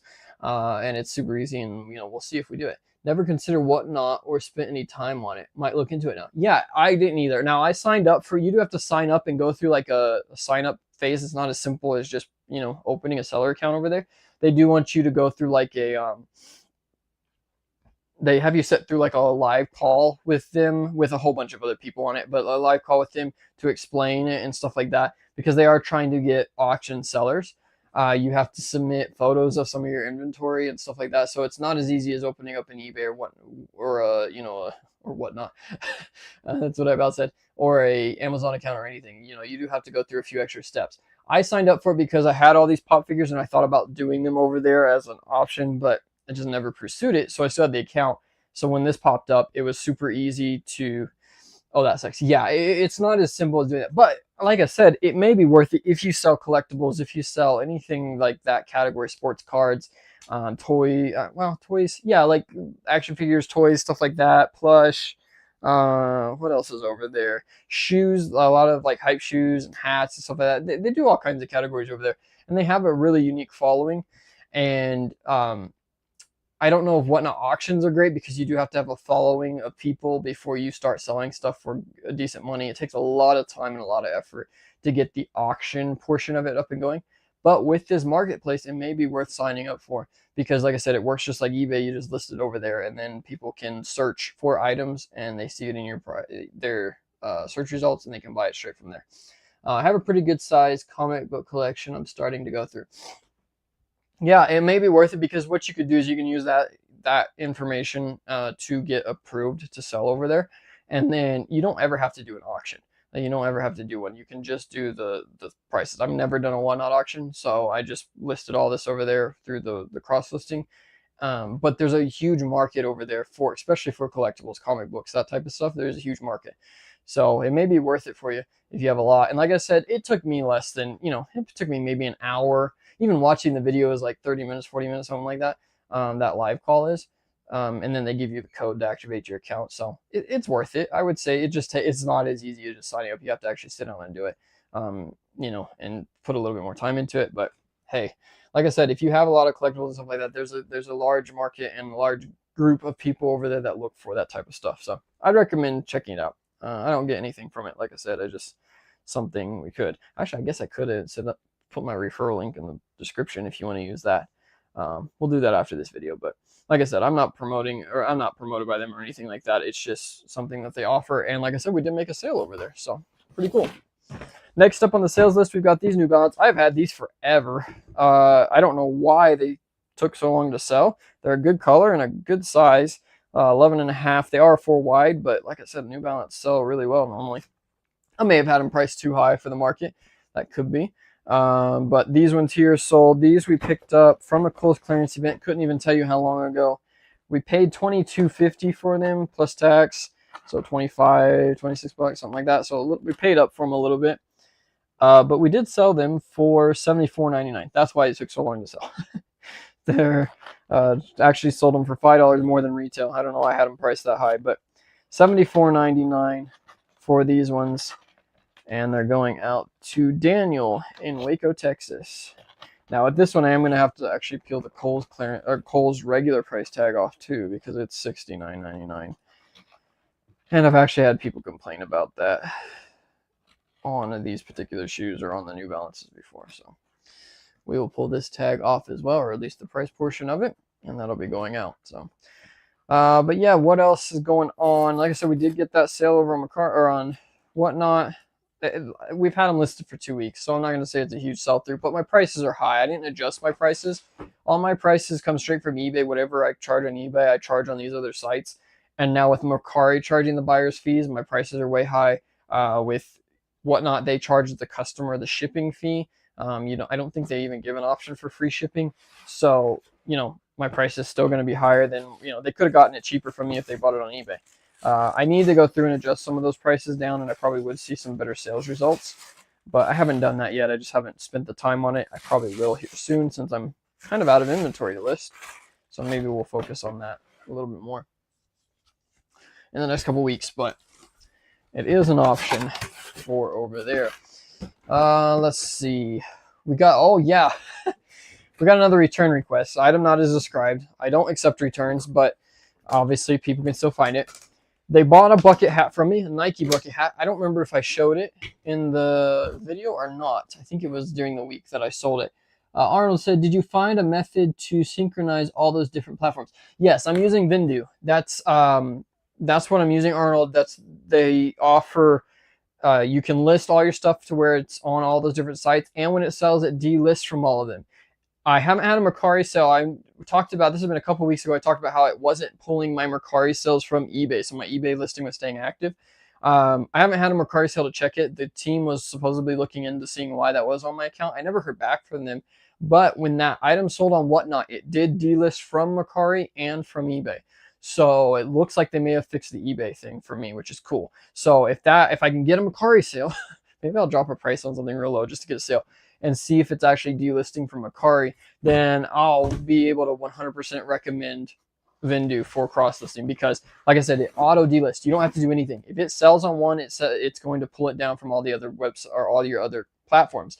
The only thing with that, guys, is you do have to have the web page up in Chrome on a PC at all times. If you shut your PC down at night, it won't detect those sales. So you do have to keep up a tab on Chrome all the time with Vindu open so it can detect the sales. It's a little bit of a pain, but at the end of the day, my PC's on all the time anyways. So that is one caveat, I guess you could say, especially if you do everything on mobile. But it is super nice. The auto detect, like I said, auto delist. If it sells on one, it pulls it from everywhere else. So it's super nice. The only disadvantage is you can't do variation listings. So if you're like me and you have a lot of variation listings, I can't cross list those because it doesn't have the ability to see all the different individual variations, which is a bit of a disappointment. But at the end of the day, like I said, that's only, a quarter of my listing, so I just don't cross list those. And I'm not cross listing a lot of my stuff that I sell a lot of all the time. Like these shoes, I'm not cross listing or anything like that. I just cross list stuff that I think will sell on those other platforms maybe a little bit better until I have the time to just fully put it everywhere. But like I said, it delists everything. It is a little bit expensive depending on how many listings you want to have. But you just have to kind of, again, if you're getting sales on those other platforms, it's a huge tool, and I think it's going to be really helpful, especially if it keeps working on delisting from all the platforms. So it makes it really nice. Good to know. Too bad you need to run it continuous on a browser, on the browser or server. Yeah, exactly. I mean, I understand why. Like they can't run all that on their side, otherwise it'd be crazy. But it just uses your browser to detect when a sale comes through. So it is what it is. But yeah, I recommend it right now. If it keeps working to pull from eBay, that was my biggest thing, is it wasn't pulling sales that I sold elsewhere from eBay. And obviously, if it's not going to do that, it's not worth it for me because eBay is the one I really have to worry about. I don't mind canceling sales on other platforms, but eBay dings you really bad if you cancel sales. So you really want to be careful. Oh, I don't have a label for this one. All right. But yeah, so definitely recommend it. What were you talking about? Oh, the bucket hat. So I sold a bucket hat to a buyer, and it was actually a $40 Nike bucket hat. They got the item and sent me an item not as described case saying that the hat had sweat stains on it. And they sent me pictures, and it's this bucket hat. It's got sweat stains all through it. And I'm like, okay. So I asked them to send me a photo of the item with the tag because I think they're just trying to scam me basically and get a refund or whatever, send me back their old bucket hat or whatever they're using. It's the same one. It's it's American flag Nike one. But yeah, they said it had sweat stains. I don't know how mine would have had sweat stains on it. I did buy, I think, about 10 or 12 of them when I bought them. And unless somebody returned it with the tags on, then I don't know how I would have had sweat stains. I think they're just trying to scam me. So I requested a picture from them of the item with the tag still attached. And they said, why? I just sent you pictures of the item. And so I'm like, okay, this is a scam. But what happened was they sent me that message and I got ready to respond. And then they sent me another message and they said, I'm going to close this and open a new one so I can add the other photos. Well, they closed the return request. And if you close the return request, there's nothing you can do. So I don't know if they didn't know that or if it just didn't work. Haven't heard from them since. No claim, no anything. And obviously, like I said, you can't do that. Once you close a return request, it's closed. You can't reopen it. You can call eBay and try to get something with it. But they pretty much screwed themselves by doing that. Wasn't my doing. I didn't tell them to do it or anything, but they did. So I think I got out of that item not as described. I thought that was pretty funny. Scammer gets the shaft for once instead of the buyer or the seller. So that was pretty cool. But yeah, I've never had that one happen before. I just boxed this up. Sorry guys, this was that Fox Racing hat. We've been selling a bunch of those snapbacks. This is the last gray one, so I finally sold out of these. I wish I had a lot more because they've been selling really consistent for me. But it is what it is. That one is gone and out the door, and now I think we only have the olive ones, which is the one that we shipped earlier.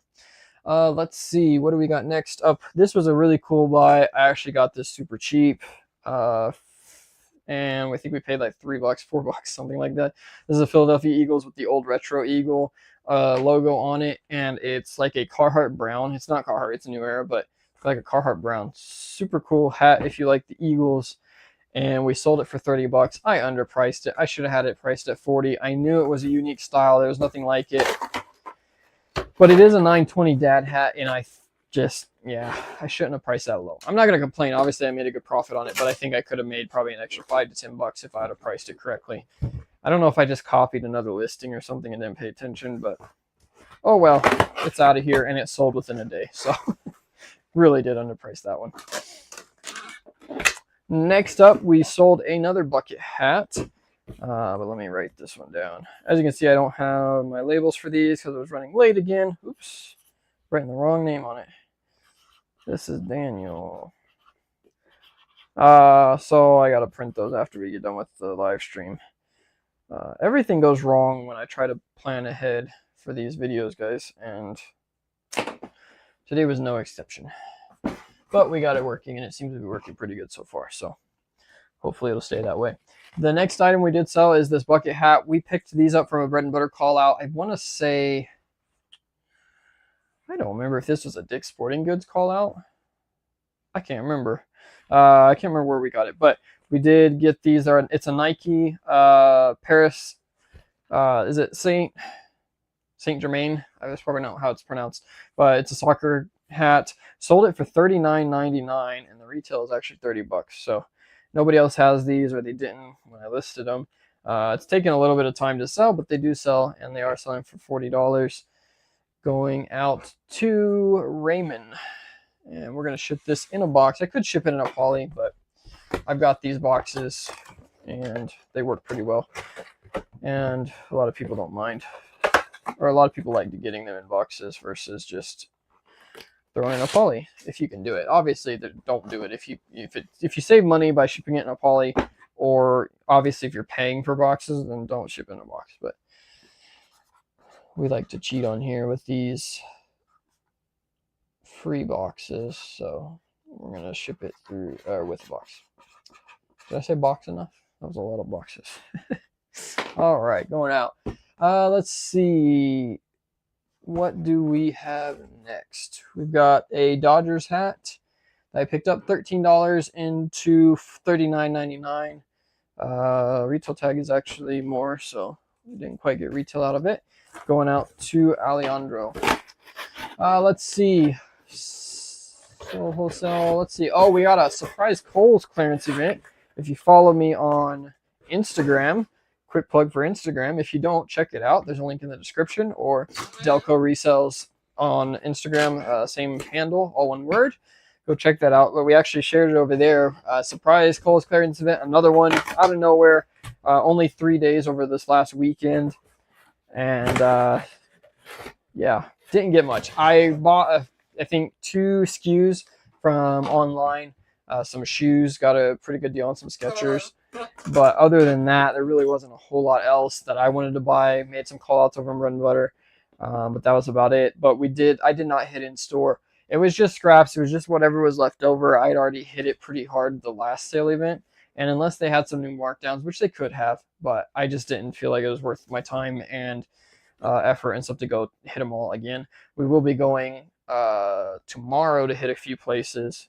Obviously not the Kohl's one, but I already had that trip planned, so figured it wasn't worth it to do that. I went to 3 local Kohl's, and they were dry, no shoes, and very few clothing items that were profitable. Yeah, it was just, I don't know why they did it, to be honest, because normally they try to wait until they have a bunch of clearance, which either means they're getting a bunch of stuff in, or they had a bunch of stuff online. I don't know. They may have had a ton of stock online, in store, or whatever, but or online versus in store. I don't know, but it was only a 3-day event, and you did earn Kohl's cash during that, which was pretty cool. So for every $50 that you spent, you earned $10 in Kohl's cash, so that made it worth it. The shoes we were buying were like $20 a piece for the Skechers, and then we were getting, so bought 3 pair, and we were getting $10 back in Kohl's cash that we could spend, and I think that's active now. So if you guys did buy any of that, I think it's this week is when it's active. I could be wrong, but it's a set period of time. I'm waiting till Monday because I have my rewards cash coming in from the previous Kohl's sale. That'll be coming in on Monday or Tuesday, the first, or not Monday, sorry, the first of the month, which is I think Wednesday. So that'll be added up, and then we'll either buy some more inventory or find something for me. I don't always spend my Kohl's cash on my inventory, honestly. If I find something that I've been wanting or need, I'll spend it on that. It's, you know, at the end of the day, it's free money, so you can either invest it back, but again, if you don't have anything worth buying to invest, I don't waste it, so to speak. So if I find a good deal, then I'll use it, but I don't necessarily go through and just, you know, if I'm not finding good deals, I'll buy something for myself. That's just how it goes. Next up, we got these Converse. These have been selling really well, down to less than half. This was from 2 Kohl's clearance events online ago. We just got them in, what, 2 weeks ago, 3 weeks ago? I talked about it. These fake leather Converse, really nice. Honestly, I kind of wish I wore Converse. Not my style, but they're a really nice shoe. Sold those for $69.99. And we paid, I think, $25 for these, if I remember correctly, after tax. 25, somewhere around in there. Not all Converse are worth $25, but especially those leather ones, like even if they're not real leather, those tend to do really well, and you can almost always get full retail out of them, or at least close. Like I said, we got $69.99 out of these. I think they retail for $75, so pretty close to full retail. That's my last size 8.5 on those. Like I said, we've got, I think, about 10 pair left, but we bought a bunch of them. So glad to see those are moving. Free up some space in my garage, which I always need. Let's see. Oh, sorry, I missed your comment there. Unless you wanted some of their in-house brands, it was rough. Yeah, and that might be why they reran it, because I know a lot of what they had was like their what's the name? I can't think of the name of some of their brands that they have in or that they carry that are their own. But definitely, there's not any money in those to resell, so it wasn't worth it. And I know my stores had a lot of what's it called? Yeah, Apartment 9. Yeah, that's one of them. That was it. Sonoma, I think, is their shoe brand. Sonoma, they had a ton of Sonoma shoes at the last time I was in the store on clearance. And yeah, just a lot of that type of stuff. It's hard to make money on those. Very, very rarely is there money in that. Sold this Houston Astros hat, picked up for $6. I want to say this is from maybe the $5 hat sale, not the most recent one, but something like that. We sold it for $24.99. Like to get 30 out of these, but this is just what they call a classic hat, so they don't sell super fast, and there's a lot of them out there. So these are sold at like all retailers basically, so you kind of have to adjust these to price of whatever the market is. Got into a discussion with somebody about hats and reselling. If you're watching this, man, no hard feelings, but I'm going to talk about it. But yeah, got called out for selling hat. I'm the only one selling hats at full retail. Thought that was pretty funny. I don't know if that was meant to be an insult or what, but I obviously do. You guys see it here every week, right? I don't know. I don't know what the comment was. I'm still trying to make out like what the point of the comment was, but I got called out for a hat that I'm the only one that sells at retail, so you know, I can't expect to get full retail out of every hat. I don't expect to get full retail out of every hat. But as you guys know, I sell a lot of hats for more than retail, and people don't get it. People don't understand the hat game. They think if you price a hat cheaper, it sells faster, and it doesn't. It's not how it works. People buy hats because they like that particular style. We sold these under, American Eagle, American Flag boxer briefs. Got a ton of these still, but they do sell every now and then, and they will start picking up with the summer. I expect next month to be a big month for these, so hopefully they sell quick. I held these from last year. This is a bread and butter call out as well, and we cooked it over there. I know a bunch of people bought them. I held out. I didn't want to sell for super cheap, so I held on to them, and we're selling them for $15 a piece, and we paid like $2. So I'm a holdout, but I like to hold out for higher prices. That may not be the smartest move because I could take and sell for a little bit lower, get rid of it when they're hot, and then reinvest that money. It's probably what I should be doing on some items, but with small items that don't take a bunch of space, I'll hold out. It's just how I do it. Uh-oh, got a stack of boxes here. They're about to fall. All right, but yeah, so the hat game, like I said, people buy hats because they like the style. Somebody bought this hat because they like the style. They probably weren't shopping around for it, and these ones especially aren't available anymore. So if they find it, they like it, they're gonna buy it. If if there's 10 other sellers, then they might look at the price. But if you're the only one selling it, they're gonna buy this hat at whatever reasonable price you have at it. I could sell it for 40, I could sell it for 50, I could sell it for 20. It just takes the right buyer to want this particular hat to buy it, and most of the time they don't care about the price if it's within a decent margin. That's just how it goes. So if you're watching this, that's why I sell for more than retail. I don't know if that was a call out or what it was, but oh well, we discussed it. I'm all kinds of rants today, guys. Thank you guys for hanging out with me. Appreciate it. We've got this one here. This is this is the Gwyneth Stripers minor league hat. We picked this up. I think this was a Lids pickup. It's got a $20 tag on. I didn't pay $20. Most of the time I pay like half of that if it's like on their clearance sale or something. But we did buy these. I think, like I said, we might have paid $10, $15 at max. Sold it for $54.99. This is the Marvel pack, which is it's not a super popular one, and there are some of them out there in different teams, but apparently this particular team, I was probably the cheapest price, and it's a 5/8, so it's a bigger size and a more common size, but it sold for $54.99. Perfect example. I know there's more listings of this hat out there because like I said, it was not a exclusive or anything like that. I know there's other listings for this hat, but I listed it high and got the price for it, $54.99, and it's probably because either I was the only one that had that size or because somebody liked my listing, one of the two. Regular price $44 for that one. Going out to Marco. All right. Let's see, Marco. What else happened this week? I feel like I'm missing stuff, guys. What am I missing? Did I cover everything on the free shipping? Probably not. I probably didn't. But honestly, I felt like I had to move on from that topic. Otherwise, I was going to get a little too into it. And I don't want to be that person.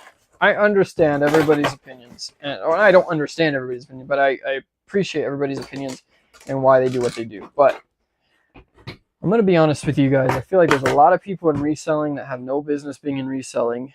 And when I say no business, it's they don't understand business. Not that they shouldn't be doing it or they can't do it or, you shouldn't be allowed to do it. But they just don't understand business. And it really shows sometimes, and it frustrates me.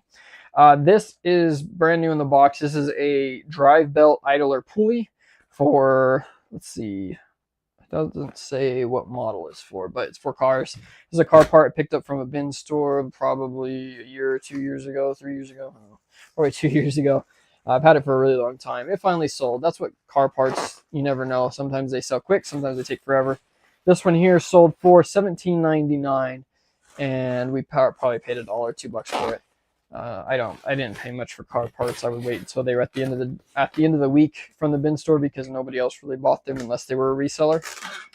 Car parts. I mean, who's going to need that exact part that's shopping at a bin store? Very few. So we always waited till the last couple of days to buy those. And like I said, we made money on them, but they do take some time to sell. What did I say? Yeah, $18 for that one. All right, next up we do have the Vegas Raiders hat. This is a Crucial Catch snapback. These were really popular. This is back from 2022, and they still sell really well. We sold this one for $39.99. It was a pretty good price for a snapback. This is actually one of the first bulk deals I ever did. I got all these in, and we still have a lot of them left, but they do sell eventually. Price on it was $40.99, so we'll leave that on. So got retail out of it. This is one that I do know there was a lot of competition on when I listed it, so happy to see it go. That means the competition has been bought out, most likely, or I'm not the lowest anymore. Next up, let's mark this one going out to Austin. All right. Next up, we've got a Washington Commanders hat. This is actually a really cool hat if you don't mind the Commanders. I'm not a big Commanders fan. As you can see, there is a $20 sticker on that. We did not pay that for it. Sold it for $49.99, which is retail. It's a 7.5, so a decent size too. But really cool hat. I wish they had these in Cardinals. I would buy one right now. But if they did, I mean, I don't know when this hat came out, so maybe they used to, but I've never seen one. But I do like the giant logo. It's pretty cool. Going out to Jose. All right, we're almost done here, guys. Got about 5 more orders left before we finish up today's. Like I said, about 25 orders going out today, so not terrible. Definitely. Oh, I didn't write the name on that one. Definitely wish we'd have a few more, but we'll take what we can get. And hopefully this week stays busy like this past week did. Like I said, Tuesday and Wednesday, Thursday, it picked up quite a bit, so that was really cool. I was afraid it was going to be dead all week, and then I was expecting this weekend to be good, and it died again. But just got to roll with it. Going out to Jose, that happens. All right. Next up, we sold some boxer briefs. We actually got these. These are the Under Armour, but we just got these a couple of days ago from, I think I picked them up from Dick's Sporting Goods online. They had just a random assortment of like ones and twos, and I picked up as many of them as I could. This particular one here, we paid $10.98 after tax and sold it for $32 almost instantly. These are like the 9-inch, so they're the longer leg boxer briefs, and I only had one, so only got one of them, but it sold quick. We bought some other sizes and some other styles, but those haven't sold yet. Oh, let's talk about the Amazon. I forgot. Big topic. Not big, but big news in reselling. You guys know we talked about a couple weeks ago the Adidas regate. So basically, Adidas went through and regated, or I don't know if it's Adidas or Amazon, but a lot of people that could sell on Amazon with Adidas weren't able to anymore. Their items became inactive, and they had to go through and ungate again. So you had to submit a new invoice and all of that. Heard a bunch of people. Unfortunately, anybody that had FBA, they had to actually pull the stuff out of the warehouses and have it shipped back, which you have to pay for if you weren't able to get ungated in time.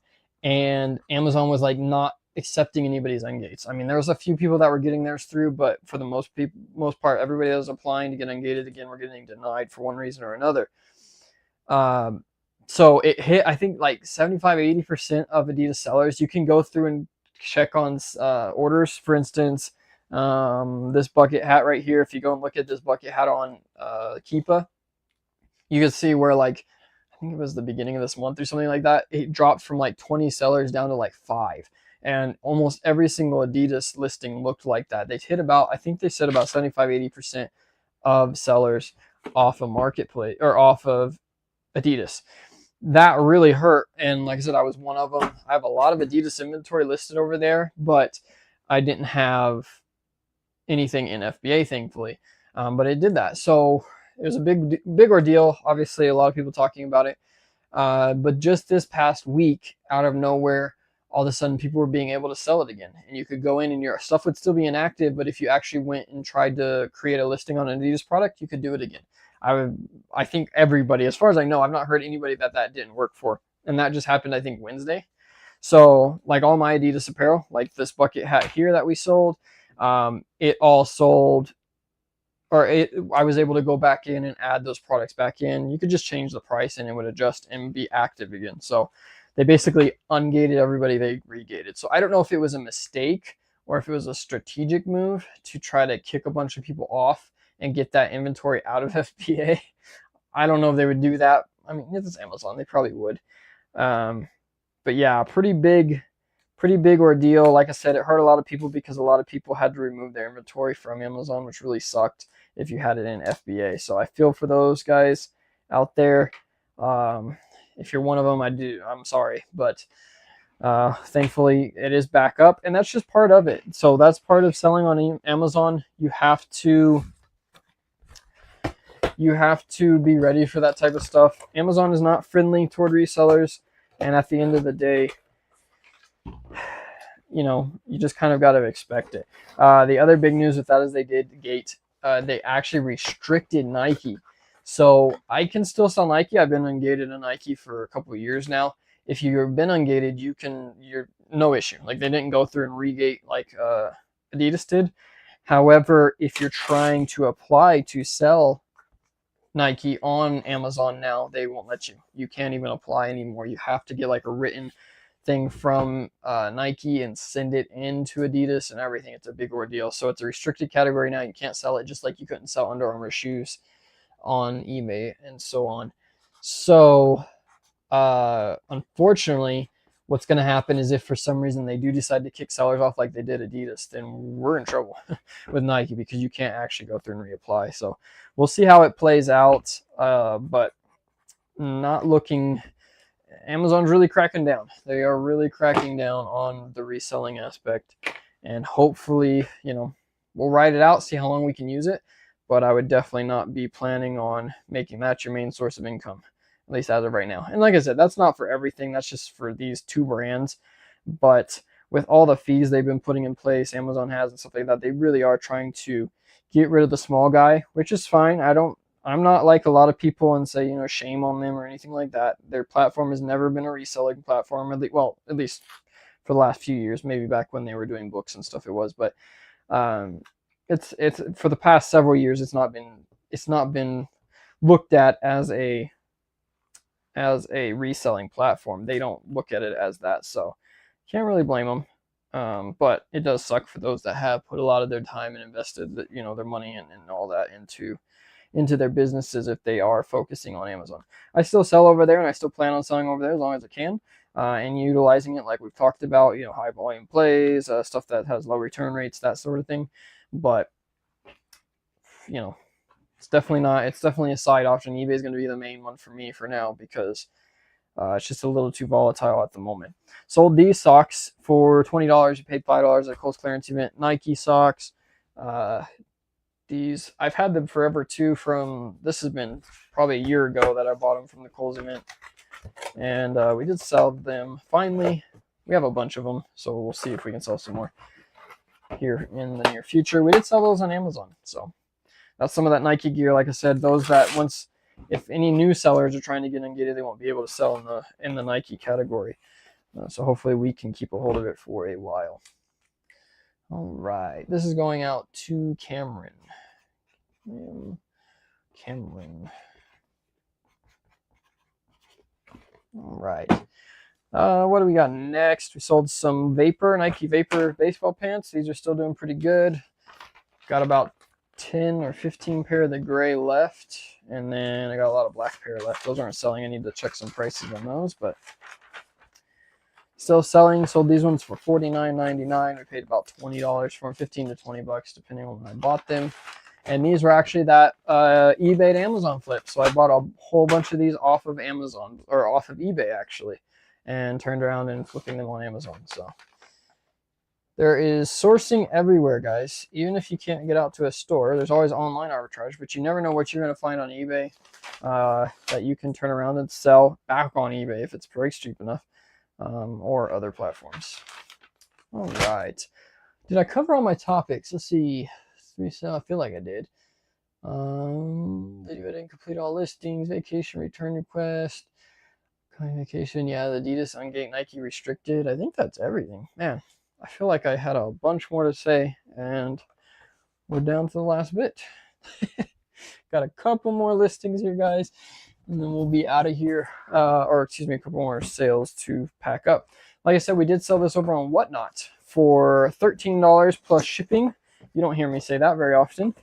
$13 plus shipping over there on Whatnot. I don't know what they paid for shipping. Like I said, it just covers the cost of the label. Whatnot covers all of that. When I say they cover that, they charge the buyer whatever the price is for shipping labels.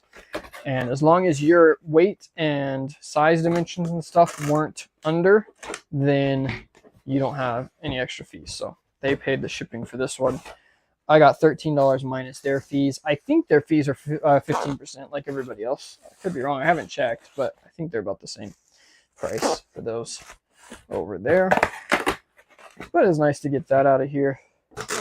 I love selling Funko Pops. It just takes and clears up so much space for me. All right, Whatnot. The good old first Whatnot sale. That might turn into a big platform. I don't know. We'll see how it goes, but might be a second option for me to hopefully get a little bit more income coming in, another revenue stream. Strange question, perhaps, but what is the max shipping cost you've seen to the other side of the states, considering to sell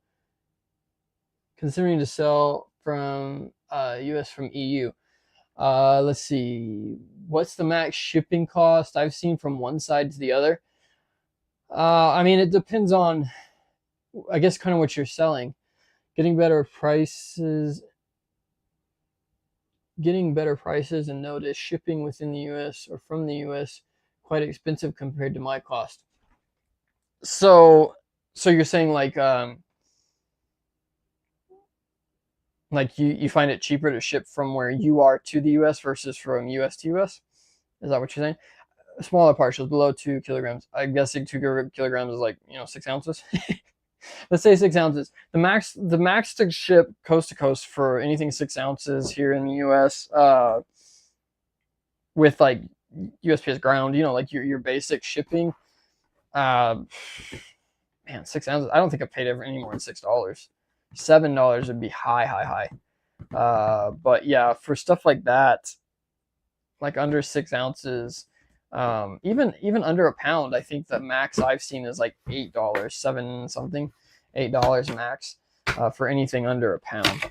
And that doesn't vary too much. I mean, it does from going from side to side, but honestly, like, I think my shipping is almost a flat rate for anything under a pound. Like, depends on it. 4, 6, 4, 8, 12, and 16 ounces is like our categories.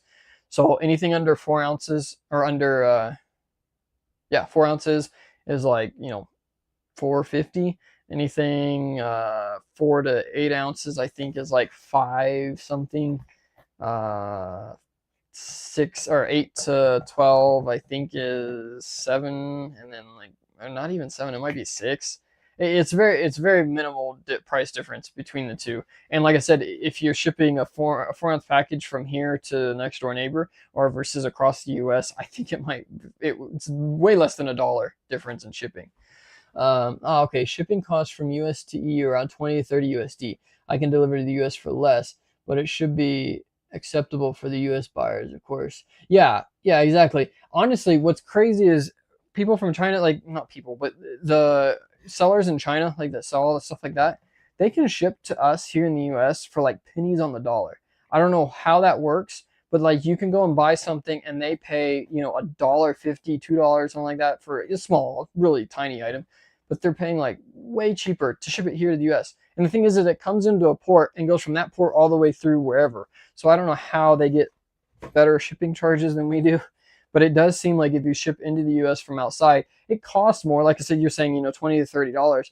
But at the same time, if it's a pound item, then it could cost you almost, it can cost you $15 to $20 to ship across the states, depending on how you ship it. Not quite, but it does seem to be cheap compared to what we pay here in the States. I don't know how that works, but it is interesting. Yeah, I used to ship to the EU a lot, and I could ship over there. It was expensive, but again, it wasn't, it might have been double the shipping cost for me, but then again, it's going halfway across the world, so it shouldn't be as much. I don't know how that works. This hat here sold as Under Armour. We picked it up from the Kohl's clearance event online. I think I picked up some in the store too, but I believe I picked this one up online. No, this wasn't in store because I had the tag on it, and we paid $9 for these. It actually sold for $30, and the price tag on it is $28. So I got to peel off the stock price because with Amazon, especially, buyers hate to see a cheaper price than what they paid. Amazon buyers feel like there is absolutely no cost to ship things. So even when you tell them that, you paid for shipping, they don't like to believe you. They like to think that free shipping means you didn't pay for shipping either. That's a misconception of a lot of consumers, is they don't realize how much it costs to ship items.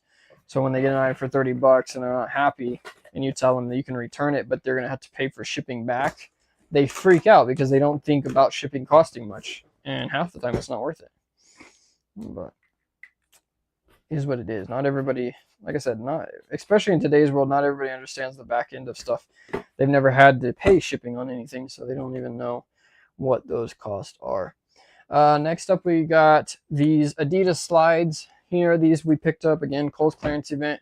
You guys are going to realize I pick up a lot of inventory, and a lot of my inventory that sells quick from these Kohl's clearance events.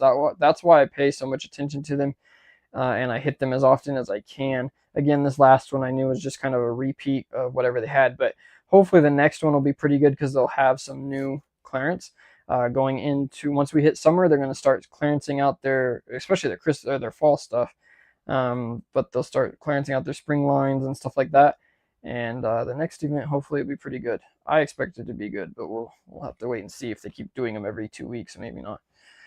We paid, let's see, $13 for these and sold them for $39.99. So not all Adidas slides are that great, but a lot of these unique colorways and the actual nicer quality, they got like fake leather on them, but not just the rubber ones. They do tend to sell really well. Like I said, we sold these for $40, which I think is full retail. I don't have a retail price. Yeah, $40 is the retail on these. So always like to see that. We are going to throw them in a poly because why not? It's not going to hurt them, even though some people think they do. All right, going out to Ashley. Ashley. All right. Well, folks, I think that is it. I don't think we have anything else to go out. Let's see. Let's refresh this page and just see if we got any sales while we're sitting here. Does not look like it, unfortunately. Let's see. Nope, no new sales. So that's going to be it. Alrighty, guys. If you have any questions, anything like that, thanks, interesting things, we'll look further into it. Awesome, Arnold. If I can help out, shoot me a message too, private message. That's completely fine. You can hit me up over there and we can talk if you have any other questions. But I think that is going to do it for the orders going out today. We talked about free shipping. We may have covered some of that. If you haven't watched, if you're just catching us now on the live, you can rewatch that here in just a minute. It'll be back up. And we get into some information on that. Hopefully you guys find these informative. If you guys have any ideas on upcoming videos, on upcoming topics, anything like that that you want to talk about, let me know. I would greatly appreciate the ideas, and we will talk about what you want to hear about instead of just hearing me rant. So definitely those, shoot them to me in a private message or leave them in the comment box below if you want to leave it open. That's awesome. I appreciate that. There will not be a live stream next Monday, but we will be premiering the new Burlington sourcing video. So keep an eye out for that. We'll do a premiere, so you'll actually get an advance notice of it, and then it will go live, like I said, on Monday, next Monday, same time as usual, 9 Pacific, 12 Eastern, and that'll be kind of taking the place while I'm on vacation, but that'll be happening over there. Definitely when that video comes out, let me know what you guys think in the comment box on that video. We appreciate it, and hit the thumbs up over there. If you like this stream, appreciate all the likes we can get over here. Check us out on Instagram. We'll be posting throughout the week over there as well on just whatever's going on in life. 18 CET time. There we go. But yeah, we'll be doing some just behind the scenes, maybe posting up what we're doing on vacation and stuff if we get into any sourcing. I can't go on vacation and not source. I always do it. So guaranteed I'll be doing a little bit of sourcing. We might post that over there. So give us a follow if you want. Hit that subscribe button, the notification bell if you're rewatching this. If you made it all the way through this video, let me know in the comment box. Greatly appreciate it. I think that's it for now, guys. Thank you all once again for all your support, and we'll see you in the next one.